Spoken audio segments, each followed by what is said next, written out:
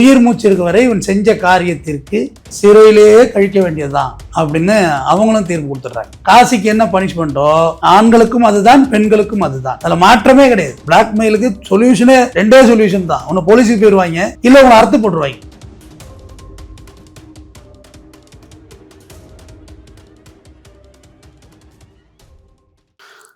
அனைவருக்கும் வணக்கம். இன்னைக்கு கன்னியாகுமரி காசி அந்த வழக்கையெல்லாம் மறந்துருப்பீங்க. கன்னியாகுமரியை பிறந்த காசி அப்படி வெள்ளைன்னு சொல்லியுமா மாப்பிள்ளை மாரி வருவார் கோர்ட்டுக்கு, பயங்கரமாக ஒயிட் அண்ட் ஒயிட்டில் அப்படியே எப்படி சொல்கிறது, என்னமா சாதனை செஞ்ச மாதிரி வருவார். ஊழல் வழக்கில் கைதாகிற அரசியல்வாதி கூட அவ்வளோ ஒயிட் அண்ட் ஒயிட்டில் போக மாட்டான், அவ்வளோ அழகாக ஒயிட் அண்ட் ஒயிட் போகிறாங்க. அந்த காசி என்ன செஞ்சான், அந்த காசியை பற்றி ஒரு ரீகலெக்ட் பண்ணுவோம். பொள்ளாச்சி பாலியல் சம்பவம் மாதிரி அவன் ஒரு ஆள். பொள்ளாச்சி பாலியல் சம்பவம் 4-5 பேர் சேர்ந்துக்கிட்டானுவான். இப்போ அவங்களே அடிச்சுக்கிட்டு நிற்கிறானு ஜெயிலில். 2 டீமாக இருக்கானு, திருநாகரசு ஒரு டீமும் இன்னொரு டீமும் 2 டீமாக இருக்கானுவான். இந்த கன்னியாகுமரி காசி என்ன செய்கிறான்னு கேட்டிங்கன்னா, அவனோட ஒரு கட்டுமசான உடம்பு, ஜிம் பாடி வச்சுருக்குது, நம்ம உடம்பு ஆரோக்கியமாக இருக்குது, ஃபிட்டாக இருக்கிறதுக்கு அப்படி தான் வைப்பாங்க. நீங்கள் அதை வச்சு எவ்வளோ பேர் வேலை வாய்ப்பெல்லாம் போகிறாங்க. பயங்கரமாக ஜிம்மு போகிற நீங்களுக்கு முதல்ல ஒரு நன்றியும் சொல்கிறேன். வேலை வாய்ப்பெலாம் நிறையா கிடைக்குது. இப்போ இவன் என்ன பண்ணிட்டான், அவன் உடம்பை வச்சு ஊரில் உள்ள பெண்களுக்கு பூரா இன்ஸ்டாகிராம்லேயும் ஃபேஸ்புக்லேயும் லிங்க் கொடுத்து ஏகப்பட்ட பெண்கள் பள்ளிக்கூடத்தில் போகிறதுலேருந்து பெரிய பெரிய திருமணமான ஆண்டிகள் தான் மெயின் டார்கெட். திருமணமான ஆண்டிகளை கவர் பண்ணி அப்படியே பழகுள்ள வீடியோ எடுத்துருது. கிட்டத்தட்ட அவன் கைது பண்ணி அவன் செல்ஃபோனை ரெக்கவரி பண்ணாங்க இல்லையா, இப்போ 400க்கும் மேற்பட்ட வீடியோக்களும் 4000 இமேஜஸ் இருந்திருக்கு. எல்லாம் பர்சனலாக நியூடாக இருந்த மாதிரி இமேஜஸ் இது மாதிரி இருந்திருக்கு. போலீஸ் ஆரம்பத்தில் இவனை சாதாரணமாக தான் ஹேண்டில் பண்ணாங்க. எப்படி வந்தது இந்த விஷயம்னு சொல்லிடுறேன் கேளுங்க. சென்னையில் ஒரு டென்டிஸ்ட், பேர் வேண்டாம், பல் மருத்துவர், தமிழில் பல் சீரமைப்பு மருத்துவர், அவங்கள இந்த மாதிரி பண்ணி பணம் வாங்குறது. இவனோட கேரக்டர் எப்படின்னா வெறும் என்ஜாய் மட்டும் பண்ணிட்டு போல, அவங்கள ட்ராப் பண்ணி பணம் வாங்குறது. பணமாக வாங்கி மிரட்டுறது, இல்லைனா வீடியோ விட்டுருவாங்கிறது, சோசியல் மீடியாவில் விட்டுருவாங்கிறது, இந்த மாதிரி பயமுறுத்தி பணம் வாங்கிட்டே இருந்திருக்காங்க. ஆண் பிளாக்மெயில் பண்ணாலும் தப்பு தான், பெண் பிளாக்மெயில் பண்ணாலும் தப்பு தான், அஃபென்ஸ் தான், ஜெயிலுக்கு தான் போகணும். இப்படியா பணமாக வாங்கி ஒரு வழி ஆக்கிட்டான் எல்லாரையுமே. யார், காசி. கடைசியாக அந்த பல் மருத்துவருக்கு கொடுக்கவே முடியலை. இவனுக்கு பணம் கொடுத்து மாளாமல் அந்த ஒரு கட்டத்தில் பணம் கொடுக்க முடியாதுங்கிற ஸ்டேஜில் இவங்க போலீஸை போய் அணுகிறாங்க.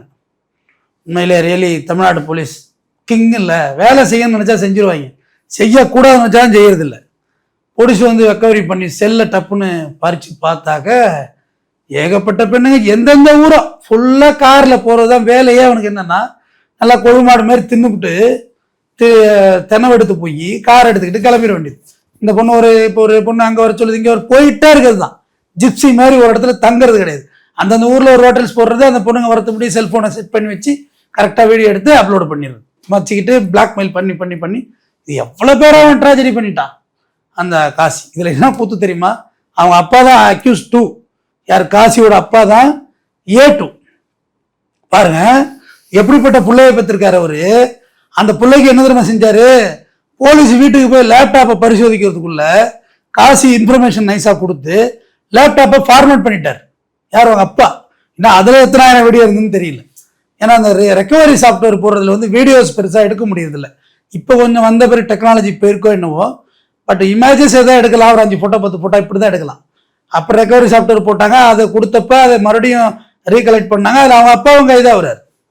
அப்புறம் 2020ஆம் ஆண்டு இது மகளிர் நீதிமன்றத்துக்கு வருது. இந்த வழக்கு வந்தப்ப காசிக்கு கடைசி உயிர் மூச்சு இருக்கும் வரை சிறையிலேயே கழிக்கணும் அப்படின்ற தண்டனை. யாருக்கு, காசிக்கு.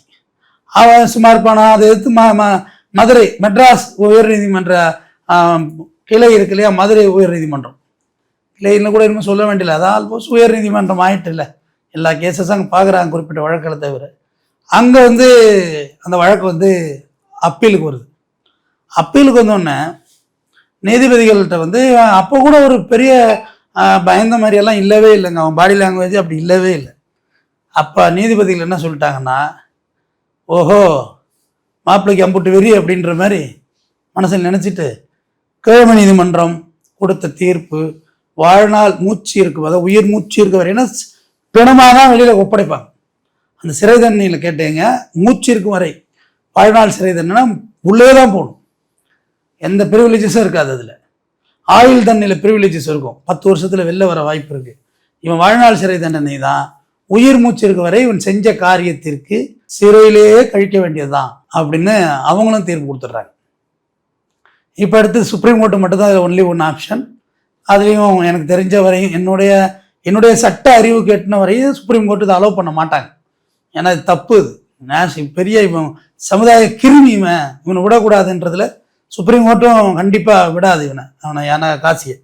ஏன்னா இவன் செஞ்ச வேலை சொசைட்டியில் அப்படி ஒரு இம்பேக்டை ஏற்படுத்தியிருக்கும். மற்றவன் இது மாதிரிலாம் செய்யக்கூடாதுல்ல, ஏற்படுத்தியிருக்கோம் அப்படின்றத விட்டு அந்த சுப்ரீம் கோர்ட்டும் கண்டிப்பாக அலோவ் பண்ணாதுங்கிறது என்னுடைய ஒரு நம்பிக்கை.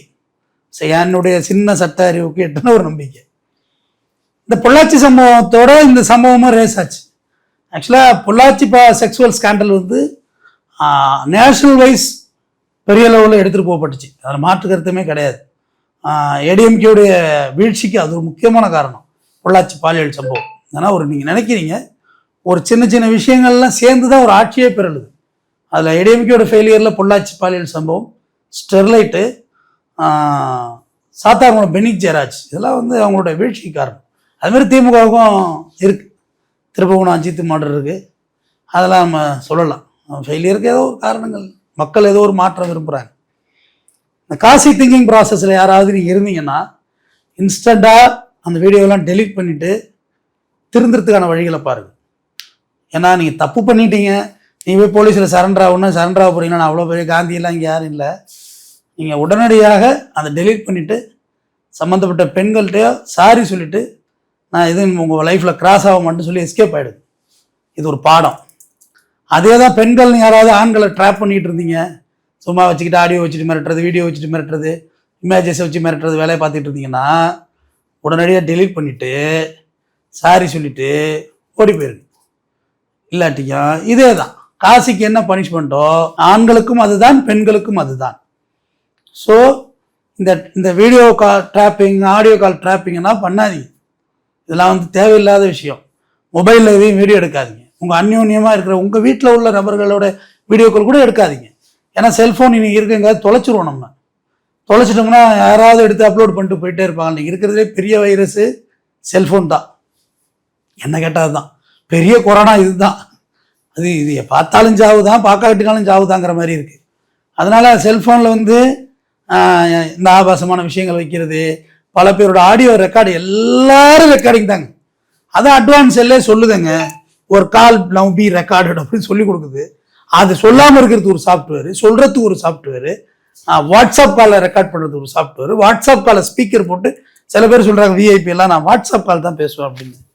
வாட்ஸ்அப் காலில் ஸ்பீக்கர் போட்டு இன்னொரு செல்லில் ரெக்கார்ட் பண்ணுறாங்களே, ஸ்பீக்கர் போட்டால் சவுண்டு கேட்கும், இன்னொரு செல்லை வச்சா பக்கத்தில் ரெக்கார்ட் பண்ண போகுது. ஏன் வாட்ஸ்அப் காலில் ரெக்கார்ட் பண்ணுறதுக்கு எல்லாமே ஆப்புகள்லாம் தானே இருக்குது. ஆப் வைக்கிறதுக்கு நம்ம செல்ஃபோனுங்கிறது மனித கண்டுபிடிப்புகளில் ரொம்ப உச்சபட்ச கண்டுபிடிப்பாக நான் பார்க்குறேன். எல்லாமே இருக்குது அதில். Everything habit. இன்னும் கூகுள், ஏஐ இதெல்லாம் பயங்கரம் இல்லை, ஜெமினி வேறு லெவலில் எல்லாமே பர்ஃபார்மன்ஸ் பண்ணுது. அதனால் பெண்ணை காதலிக்கிறது கல்யாணம் பண்ணிக்கணும்.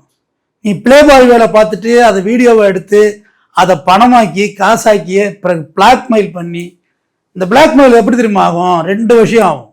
ஒன்று ஒரு பணமாக கொடுத்தாங்கள காசியை, இந்த பொண்ணு ஏதாவது ரிவெஞ்ச் எடுக்கிறதுனா வர சொல்லி அறுத்து போட்டால் என்ன செய்வேன்? ஒரே அறுப்பு கழுத்து அறுத்துட்டாங்கன்னு வச்சுங்க, என்ன செய்ய முடியும்? அதே தான் பொண்ணுங்களுக்கும். பொண்ணுங்க நீங்கள் ஆம்பளை பிளாக்மெயில் பண்ணிகிட்டே இருக்கீங்கன்னா ஒரு எல்லைக்கு மேலே அதுதான் செய்வான். அதில் மாற்றமே கிடையாது. பிளாக்மெயிலுக்கு சொல்யூஷனே 2 சொல்யூஷன் தான். ஒன்று போலீஸுக்கு போயிடுவாங்க, இல்லை உங்களை அறுத்து போட்டுருவாங்க, வேலை முடிஞ்சு போயிடும்.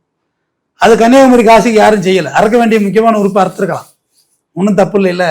அப்பயாவது உலகத்துக்கு வெட்ட வெளிச்சத்து வரும். நம்ம இந்த இடத்துல நன்றி சொல்ல வேண்டியது சென்னை பல் மருத்துவர் தான். அந்த பல் மருத்துவர் ரியலி தேங்க்ஸ். இல்லைன்னா இவன் வெளியில் வந்திருக்கு, இந்த மாதிரி கிரைமே வெளியில் வந்திருக்காது. நீங்கள் உங்களுக்கு இது மாதிரியான பிரச்சனை இருக்குன்னா நீங்கள் உடனடியாக போலீஸுக்கு போயிருங்க. நீங்களா ஏதாவது கத்தி எடுத்து ஏதாவது சம்பவமும் பண்ணி விட்றாதீங்க. நேராக போலீஸுக்கு போய் விஷயத்த சொல்லிடுங்க, இதான் நடந்துச்சு. சில விஷயங்களை ஒத்துக்க வேண்டியதுதான். இப்போ ஒரு ஆணை ஒரு பொண்ணு பிளாக்மெயில் பண்ணிகிட்டே இருக்குன்னா போய் ஒத்துக்க வேண்டியதான். வேற என்ன பண்ணுறது? ஐயா பழகினதுலாம் ஆசம் தான், உண்மைதான். இந்த மாதிரி ஆயிட்டு இல்லை கல்யாணம் ஆனீங்களா, பொண்டாட்டிக்கு தெரியக்கூடாதுன்னு இப்போ கொடுத்துக்கிட்டே இருந்தீங்கன்னா எவ்வளோ கொடுத்துட்டே இருப்பீங்க? நேராக பொண்டாட்டிட்டு விழுந்துருங்க, ஒரே கும்பிடு காலில் விழுந்துருங்க. அம்மா தெரியாம தப்பு பண்ணிட்டேன், இந்த மாதிரி பணமாக கேட்குறா அப்படின்னு காலில் விழுந்துருங்க. காலில் வந்துட்டா ப்ராப்ளம் சால்வ் ஆகிடும். அவங்க ஒரு நாள் அழுவாங்க, அப்புறம் வேற என்ன பண்ணுறது, ஏற்றுக்கிடுவாங்க. வாங்க ஸ்டேஷனுக்கு போகணும், பொண்டாட்டியோட கொண்ட கம்ப்ளைண்ட் கொடுத்தீங்கன்னு வச்சுக்கோங்க, உங்களோ போங்க தூக்கி அந்த பொண்ணை உள்ளே வச்சுட்டு போயிட்டே இருப்பாங்க. அதே தான் பொண்ணுமே, தப்பு பண்ணிட்டீங்க, அப்பா அம்மா காலில் விழுந்துருங்க. தப்பு பண்ண உள்ள பயப்படல அப்பா அம்மாவுக்கு, குத்தத்தை ஒத்துக்குள்ள என்ன பயம், அப்பா இந்த மாதிரி நடந்து போச்சுப்பா, ஒரே தொல்லையா இருக்கு, வீடியோ பண்ணி வச்சுட்டு மிரட்டுறான்னா போலீஸுக்கு போயிட்டீங்கன்னா வீடியோ வெளியே வராது. தம்பி ஸ்டேஷனுக்கு வந்துரு, மரியாதையாக வந்துரு, கம்ப்ளைண்ட் வந்துட்டு வீடியோ வெளியாச்சுன்னா கையெல்லாம் ஒட்டச்சி எடுத்துட்டு வந்துருவாங்க. ஸ்டேஷனுக்கு போயிடுவான், அங்கே 2 உள் குத்தா ஊமை குத்தா குத்தி விட்டு ரிமாண்ட் பண்ணிவிடுவாங்க. அப்படி இல்லை சார் நடவடிக்கை வேணாம் சார் அப்படின்னா அது மாதிரிலாம் சொல்லாதீங்க, நான் சொல்லியும் கொடுக்கக்கூடாது. சில பேர் என்ன செய்வாங்க, எழுதி வாங்கிட்டு எல்லா வீடியோவும் ஒப்பிடுறா அப்படின்னு சொல்லிட்டு அனுப்பிச்சி விடுவாங்க. அது கேஸோட விகரசை பொறுத்தது, அது தன்மையை பொறுத்தது. பெரும்பாலும் ரிமாண்ட் பண்ணுவாங்க. ஏன்னா இது ஏன் ரிஸ்க்கு, நாளைக்கு ஏதாவது சூசைடு ஆகிடுது. முக்கியம் சூசைடு. உங்களை யார் பிளாக்மெயில் பண்ண, ஆண் பெண்ணை பண்ணாலும் பெண் ஆணை பண்ணாலும் தற்கொலை பண்ணிக்காதீங்க. தப்பு பண்ணிட்டீங்க, ரைட்டு, முடிஞ்சுது. அது மாதிரி நெசத்தை சொல்லி நம்ம வாகன மொழியை தற்கொலை பண்ணிக்கூடாது. அது மாதிரி நெசத்தை கேட்குற நீங்கள் இருக்கீங்களே, அப்பா அம்மா இருந்தால் சரி, புருஷனாக இருந்தால் சரி, இல்லை பொண்டாட்டியாக இருந்தால் சரி, மன்னிச்சு ஏற்றுக்கங்க. தவறு செய்கிறது மனித இயல்பு தான். தவறு செஞ்சுட்டான், இன்னொரு பொண்ணை நாடி போயிடக்கூடாது, இன்னொரு ஆம்பளையை நாடி போயிருக்க கூடாது தான், நான் இல்லைன்னு சொல்லலை. அது நம்மளுடைய நுட்பமான ரொம்ப சென்சிட்டிவான விஷயம் இது. அதை ஏற்றுக்கன்னு நான் சொல்கிறேன், அது வந்து விளையாட்டாக சொல்கிறேன், ரொம்ப சீரியஸான மேட்ரு. அது என்ன பண்ணுறது, எரர் இஸ் ஹியூமானிட்டி.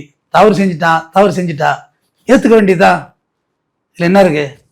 அப்படி பரிசுத்தம் பார்த்தோம்னா வாழ்க்கை இழந்து போடுவோம் இல்லையா. குழந்தை இருக்கும், குழந்தை லைஃபுக்காக வேண்டி ஏற்றுக்க வேண்டியதான், சகிச்சு வாழ்ந்துக்க வேண்டியதான்.